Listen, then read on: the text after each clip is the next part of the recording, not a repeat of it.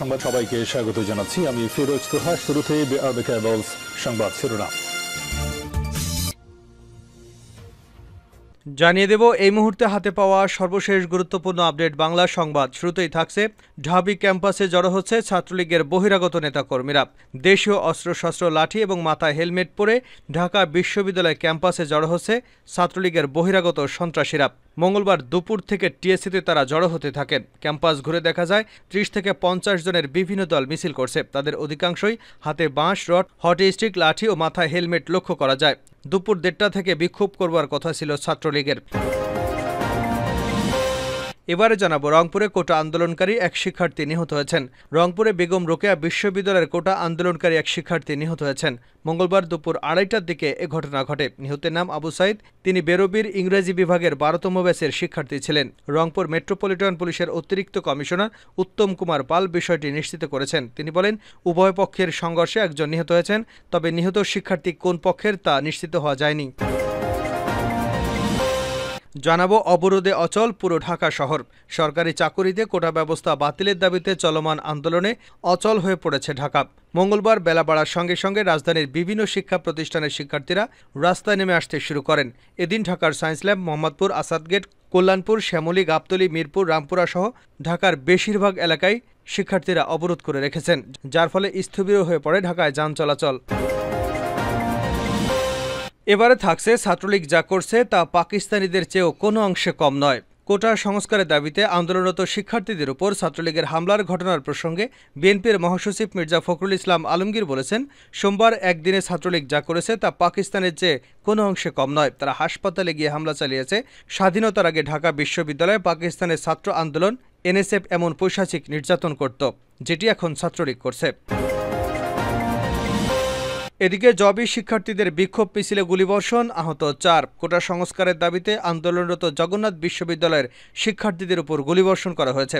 এতে অন্তত 4 শিক্ষার্থী গুলিবিদ্ধ হয়েছেন বলে খবর পাওয়া গেছে। জানা গেছে, মঙ্গলবার বিকাল 3:30টার দিকে বিক্ষোভ মিছিল বের করেন জগন্নাথ বিশ্ববিদ্যালয়ের শিক্ষার্থীরা। মিছিলটি ক্যাম্পাস থেকে বের হয়ে কোর্ট পার হয়ে রায় সাহেবের বাজারের দিকে এগিয়ে গেলে তখন পরপর গুলিবর্ষণ করা হয়। এবং সর্বশেষ জানাবো, কোটা বিরোধী আন্দোলনরত ছাত্ররাই বীর মুক্তি সেনা। জিএম কাদের। সংসদের বিরোধী দলীয় নেতা ও জাতীয় পার্টির চেয়ারম্যান গোলাম মোহাম্মদ কাদের বলেছেন, ছাত্রছাত্রীদের অসহিংস কোটা বিরোধী আন্দোলনের প্রতি সমর্থন জ্ঞাপন করছি। এই যৌক্তিক আন্দোলনের সশস্ত্র বাধাদানের ঘটনা নিন্দা জানাচ্ছি। কোটা বিরোধী আন্দোলনে নেতৃত্ব দানকারী তরুণদের প্রতি আমার অভিনন্দন।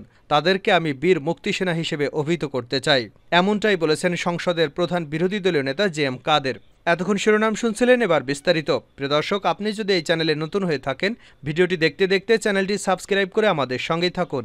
আর এই ভিডিও সম্পর্কে আপনি আপনার মূল্যবান মতামতটি কমেন্ট বক্সে জানিয়ে দিন। আর হ্যাঁ প্রিয় দর্শক, জানিয়ে দিন ভিডিওটি কোথা থেকে দেখছেন। ঢাবি ক্যাম্পাসে জড়ো হচ্ছেন ছাত্রলীগের বহিরাগত নেতাকর্মীরা। দেশীয় অস্ত্রশস্ত্র, লাঠিসোঁটা এবং মাথায় হেলমেট পরে ঢাকা বিশ্ববিদ্যালয় ক্যাম্পাসে জড়ো হচ্ছেন ছাত্রলীগ এবং বহিরাগত নেতাকর্মীরা। মঙ্গলবার দুপুর 2টা থেকে টিএসসিতে জড়ো হতে থাকেন তারা। ক্যাম্পাস ঘুরে দেখা যায় 30 থেকে 50 জনের বিভিন্ন দল মিছিল করছেন। তাদের অধিকাংশের হাতে বাঁশ, রড এবং হকি স্টিক, লাঠি এবং মাথায় হেলমেট লক্ষ্য করা যায়। দুপুর 1:30টায় বিক্ষোভ করার কথা ছিল ছাত্রলীগের, যা এখনও শুরু করেনি তারা। অন্যদিকে রাজধানীর শহীদ মিনারের পাদদেশে বিক্ষোভ মিছিল এবং সমাবেশের জন্য জমায়েত হচ্ছেন কোটা বিরোধী আন্দোলনকারী শিক্ষার্থীরা। এদিকে বহিরাগতদের ঢাবি ক্যাম্পাস থেকে বেরিয়ে যেতে মাইকিং করছেন প্রক্টর অফিস। টিএসসিতে মাইকিংয়ের সময় প্রক্টর অধ্যাপক মাকসুদুর রহমান সহ সহকারী প্রক্টররা সঙ্গে ছিলেন। রংপুরে কোটা আন্দোলনকারী এক শিক্ষার্থী নিহত। রংপুরে বেগম রোকেয়া বিশ্ববিদ্যালয়ের কোটা আন্দোলনকারী এক শিক্ষার্থী নিহত হয়েছেন। মঙ্গলবার দুপুর 2:30টার দিকে ঘটনা ঘটে। নিহতের নাম আবু সাইদ। তিনি বেরোবির ইংরেজি বিভাগের 12তম ব্যাচের শিক্ষার্থী। রংপুর মেট্রোপলিটন পুলিশের অতিরিক্ত কমিশনার উত্তম কুমার পাল বিষয়টি নিশ্চিত করেছেন। তিনি বলেন, উভয় পক্ষের সংঘর্ষে একজন নিহত হয়েছে, তবে নিহত শিক্ষার্থী কোন পক্ষের তা নিশ্চিত হওয়া যায়নি। প্রত্যক্ষদর্শীরা জানান, দুপুর 2টার দিকে রংপুর খামারমোড় এলাকা থেকে শিক্ষার্থীরা বিশাল মিছিলে বিশ্ববিদ্যালয়ের 1 নম্বর ফটকের সামনে যায় এবং বিভিন্ন স্লোগান দিতে থাকেন। এক পর্যায়ে শিক্ষার্থীরা ক্যাম্পাসে প্রবেশের চেষ্টা করলে পুলিশ বাধা দেয়। এতে পুলিশের সঙ্গে শিক্ষার্থীদের সংঘর্ষ শুরু হয়। এক পর্যায়ে পুলিশ প্রায় 200 রাউন্ড রাবার বুলেট এবং টিয়ার শেল ছোড়ে। এরই এক পর্যায়ে টিয়ার শেলের আঘাতে আবু সাইদ নিহত হন। এদিকে বিশ্ববিদ্যালয় শাখা ছাত্রলীগের সাথে মহানগর ছাত্রলীগের নেতাকর্মীরা যুক্ত হয়ে আন্দোলনকারীদের ধাওয়া করতে থাকে। আন্দোলনকারীরা পুলিশ এবং ছাত্রলীগকে পাল্টা ধাওয়া করে। বেলা 4:30টায় এই রিপোর্ট লেখা পর্যন্ত উভয় পক্ষের মধ্যে ধাওয়া পাল্টা ধাওয়া চলছে। সরকারি চাকুরিতে কোটা ব্যবস্থা বাতিলের দাবিতে চলমান আন্দোলনে অচল হয়ে পড়েছে ঢাকা। মঙ্গলবার বেলা বাড়ার সঙ্গে সঙ্গে রাজধানীর বিভিন্ন শিক্ষা প্রতিষ্ঠানের শিক্ষার্থীরা রাস্তায় নেমে আসতে শুরু করেন। এদিকে ঢাকার সায়েন্স ল্যাব, মোহাম্মদপুর, আসাদগেট এবং কল্যাণপুরের শ্যামলী, গাবতলী, মিরপুর, রামপুরা, কুড়িল, বাড্ডাসহ বিভিন্ন স্থানে সড়ক অবরোধ করেছেন শিক্ষার্থীরা। গতকাল সোমবার ঢাকা বিশ্ববিদ্যালয় সহ দেশের বিভিন্ন স্থানে আন্দোলনকারীদের উপর হামলা চালায় ছাত্রলীগ। এর জেরে আজ মঙ্গলবার ঢাকার বিভিন্ন শিক্ষা প্রতিষ্ঠানে শিক্ষার্থীরা রাস্তায় নেমে এসেছেন। এদিন বেলা 11:30টার পর থেকে উত্তরার আবদুল্লাপুর, বাড্ডার প্রগতি সরণি, বনানী, রামপুরা, মুগদা, বিরুলিয়া, উত্তরার বিভিন্ন সড়ক, যাত্রাবাড়ি এবং মেয়র হানিফ ফ্লাইওভার অবরোধ করেছেন বিভিন্ন শিক্ষা প্রতিষ্ঠানের শিক্ষার্থীরা। এতে বিমানবন্দর সড়কে যান চলাচল পুরোপুরি বন্ধ হয়ে যায়। দুপুর 12টার দিকে সায়েন্স ল্যাব মোড়ে সিটি কলেজ, আইডিয়াল কলেজ এবং হামদাদ কলেজের কয়েকশো শিক্ষার্থী সড়ক অবরোধ করে বিক্ষোভ মিছিল করছিলেন।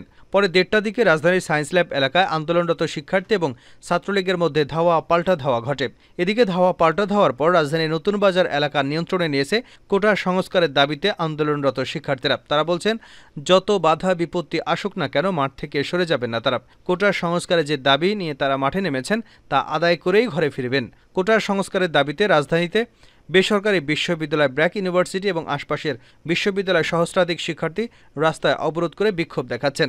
এ সময় সাধারণ শিক্ষার্থীদের উপর ছাত্রলীগ এবং সরকারি বাহিনীর হামলার নিন্দা ও প্রতিবাদ জানিয়ে চীন সফর পরবর্তী সংবাদ সম্মেলনের নামে শিক্ষার্থীদের উদ্দেশ্যে প্রধানমন্ত্রীর হিংসাত্মক কটূক্তি করেছেন বলেও দাবি করেন তারা। তা প্রত্যাহারের দাবি জানিয়েছেন।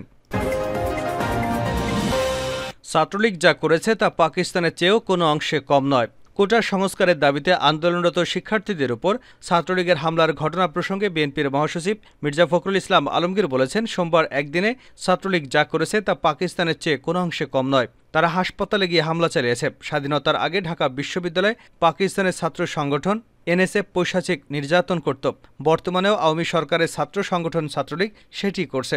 তারা অস্ত্রশস্ত্র নিয়ে সাধারণ শিক্ষার্থীদের গণতান্ত্রিক এবং শান্তিপূর্ণ আন্দোলন দমানোর চেষ্টা করত। অথচ শিক্ষার্থীদের দাবি যৌক্তিক এবং ন্যায়সঙ্গত। সুতরাং আজকে ঘৃণা এবং ক্ষোভের সঙ্গে বলতে হয়, ঢাকা বিশ্ববিদ্যালয়, জাহাঙ্গীরনগর বিশ্ববিদ্যালয় সহ বিভিন্ন প্রতিষ্ঠানে সরকারদলীয় ছাত্র সংগঠন ছাত্রলীগ বর্বর হামলা চালিয়েছে। আমি এর তীব্র নিন্দা এবং প্রতিবাদ জানাচ্ছি। মঙ্গলবার দুপুরে রাজধানীতে জাতীয় প্রেস ক্লাবে আব্দুল সালাম মিলনায়তনে এক আলোচনা সভায় তিনি এসব কথা বলেন। মজলুম জননেতা মৌলানা আব্দুল খান ভাসানীর ঘনিষ্ঠ সহচর ন্যাশনালিস্ট আওয়ামী পার্টির সাধারণ সম্পাদক মশিউর রহমান জাদু মিয়ার স্বর্ণশতবার্ষিকী উপলক্ষে এ সভার আয়োজন করে ভাসানী অনুসারী পরিষদ। কোটা বিরোধী আন্দোলনরত ছাত্ররাই বীর মুক্তি সেনা জিএম কাদের। সংসদের বিরোধী দলের নেতা ও জাতীয় পার্টির চেয়ারম্যান গোলাম মোহাম্মদ কাদের এমপি বলেছেন, ছাত্রছাত্রীদের অহিংস কোটা বিরোধী আন্দোলনের প্রতি সমর্থন জ্ঞাপন করছি। এই যৌক্তিক আন্দোলনে সশস্ত্র বাধাদানের ঘটনায় নিন্দা জানাচ্ছি। কোটা বিরোধী আন্দোলনের নেতৃত্ব দানকারী তরুণদের প্রতি আমার অভিনন্দন। তাদেরকে আমি বীর মুক্তি সেনা হিসেবে অভিহিত করতে চাই। মঙ্গলবার এক বিবৃতিতে তিনি এসব কথা বলেন। বাঙালি জাতির ইতিহাস সুদীর্ঘকাল থেকে বৈষম্যের মাধ্যমে সৃষ্ট বঞ্চনা, নিপীড়ন, নির্যাতন এবং দারিদ্র্যের অভিশাপ প্রচলিত ছিল। বৈষম্যের এই অভিশাপ থেকে মুক্তি লাভের জন্য তারা বারংবার সংগ্রাম করেছে। অনেকে আত্মদান করেছে এবং বারবার বিজয়ী হয়েছে, কিন্তু তাদের এই বিজয় প্রতিনিয়ত ছিনিয়ে নেওয়া হয়েছে। তিনি বলেন, ব্রিটিশ আমলে উপনিবেশিক শাসকরা দেশে সুবিধাভোগী জমিদার শ্রেণী এবং সম্ভ্রান্ত ব্যক্তিবর্গ সৃষ্টির মাধ্যমে একটি ক্ষুদ্র গোষ্ঠী দ্বারা বাঙালি জাতিকে শোষণ এবং লুণ্ঠন করেছে। পরবর্তীতে বাঙালি জাতি পাকিস্তান সৃষ্টির মাধ্যমে এই বৈষম্য থেকে মুক্তি হতে চেয়েছিল, কিন্তু পাকিস্তানিরাও সেই বিজয়কে ছিনিয়ে নেয়। বাঙালি জাতি আবার পাকিস্তানি শাসকদের দ্বারা সৃষ্ট বৈষম্য এবং তার মাধ্যমে শোষণ, বঞ্চনা, অন্যায়, অবিচার এবং দারিদ্র্যের শিকার হতে থাকেন। ফলশ্রুতিতে স্বাধিকার আন্দোলন এবং পরবর্তীতে স্বাধীনতা যুদ্ধের মাধ্যমে এই বৈষম্য থেকে মুক্ত হয়েছিল বাঙালি জাতি। কিন্তু এই মুক্তিযুদ্ধের অর্জন এখন আবার তারা হারাতে বসেছে। বর্তমান সরকারের আমলে বিভিন্ন প্রক্রিয়ায় দেশ আবারও বিভাজন সৃষ্টি করা হয়েছে। এই বিভাজনের মাধ্যমে একটি সুবিধাভোগী গোষ্ঠী তৈরি করা হচ্ছে। কোটা পদ্ধতি সেই প্রক্রিয়ায় একটি অংশ মাত্র। বর্তমান শাসক শ্রেণী সরকার সৃষ্ট এবং সুবিধাভোগী গোষ্ঠীর মাধ্যমে দেশের জনগণকে শাসন শোষণ করে চলেছে। সামনের দিনগুলোতে এই উদ্দেশ্য আরও ব্যাপকভাবে বাস্তবায়নের দিকে এগিয়ে যাচ্ছে বলে মনে হচ্ছে। কোমলমতি তরুণ সমাজ এই অন্যায়ের বিরুদ্ধে রুখে দাঁড়ানোর চেষ্টা করছে। সে কারণে আমি তাদের বৈষম্য মুক্তির এই সংগ্রামের বীর মুক্তিযোদ্ধা, বীর মুক্তিসেনা বলে অভিহিত করছি।